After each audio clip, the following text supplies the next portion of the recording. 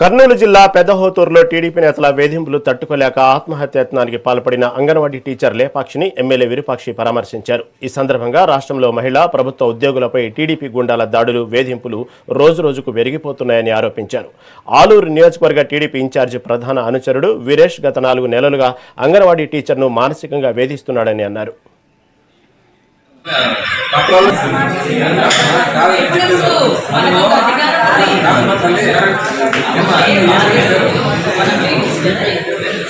వచ్చినప్పటి నుంచి మనం చూస్తున్నాం, మానవ ప్రాణాలకి అసలు రక్షణ లేకుండా పోయింది.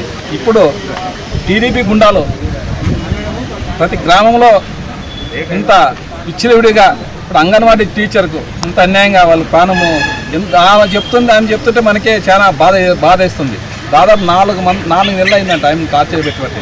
అసలు ఆ మాటలు చెప్పలేమన్నాను, ఏడుస్తున్నాను. ఆ మాటలు అది ఏమేమి మాట్లాడినవి అసలు చెప్పలేమంటుంది. ఇంత అన్యాయంగా, ఇంత గుండాయిజము, ఇంత గుండారాజ్యము వచ్చింది మన ఈ కూటమి ప్రభుత్వం. ఇంత అన్యాయంగా అసలు ఇంత వేధింపులు చేస్తుంది. మొన్న అయితే మన హాలరమణలో కేజీబీ ప్రిన్సిపల్ ఆమె కానీ మొన్న చూసినాం, మీరు అంతా చూసినాం, ఇంతవరకు చర్యలు లేదు. అదేవిధంగా దేవనకొండ మనలో కానీ ఉపాధి హామీ తాళాలు వేసినది టీడీపీ గుండాలు.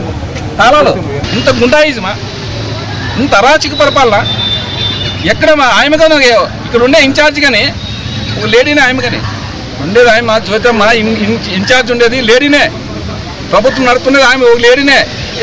లేడీ అసలు లేడీలకే మహిళలకే రక్షణ లేకుంటే, మానవ ప్రాణాలకు రక్షణ లేకుంటే పోతుంటే ఇంత అరాచక పరిపాలన మనం ఎక్కడ చూసినామా? మళ్ళీ ఆలూరు కాన్సెన్స్ అయితే ఇంకా వీళ్ళు ఇన్ఛార్జ్ ఎప్పుడు వచ్చిందో అప్పటి నుంచే ఇంకా అరాచక పరిపాలన పెరిగిపోయింది.